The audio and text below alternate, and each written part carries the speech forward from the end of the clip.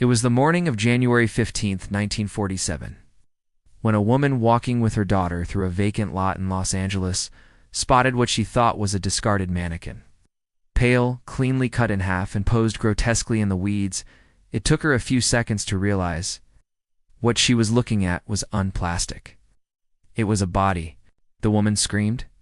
Police arrived, and within hours, the name Black Dahlia would become etched into the darkest pages of American true crime. The corpse belonged to 22-year-old Elizabeth Short, struggling actress with striking black hair and a dream of stardom. She had vanished days before. Now she was found brutally mutilated, drained of blood, her face slashed from ear to ear in a grotesque, clown-like grin. But this wasn't just a murder, it was a message. Elizabeth's body had been surgically cut in half at the waist, clean, clinical, almost professional. Her organs had been removed and her corpse scrubbed spotless. There were no blood stains, no signs of struggle, no defensive wounds. It was as if she had died somewhere else, prepared like a twisted specimen, and then carefully placed in that empty lot for someone to find. Police tried to trace her final days. Witnesses placed her at the Biltmore Hotel in downtown LA that night. She had borrowed a room phone and seemed agitated. She said she was waiting for someone. She was never seen alive again. The investigation quickly spiraled out of control. The media seized on the gruesome details. They called her the Black Dahlia, inspired by a film noir playing at the time, The Blue Dahlia. But the nickname only added mystery and exploitation. Over 150 suspects were interviewed. Doctors, actors, drifters, even a few women. No one was charged but the killer. He seemed to be watching. A week after the murder, a letter arrived at the LAPD. Made of cut-out newspaper letters, it read, "Here is Dahlia's belongings."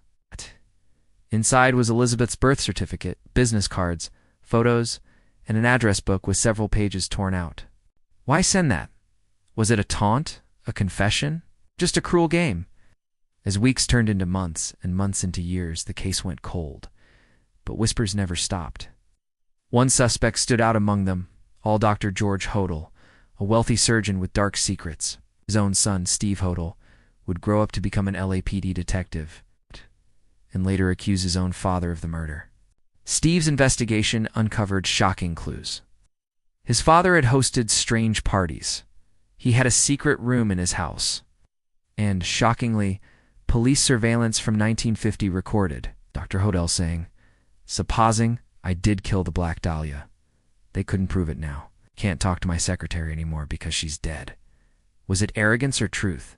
Despite mounting circumstantial evidence, the LAPD never arrested him. Dr. Hodel moved overseas. Died in 1999. Never tried, never punished. To this day, the Black Dahlia murder remains officially unsolved. But the horror of it lingers. Elizabeth Short became a symbol not just of unspeakable violence, but of a young woman consumed by a city that promises dreams and too often delivers nightmares. There are those who believe the killer was someone powerful, protected, untouchable. Some think it was a random psychopath. Others believe it was ritualistic, almost symbolic.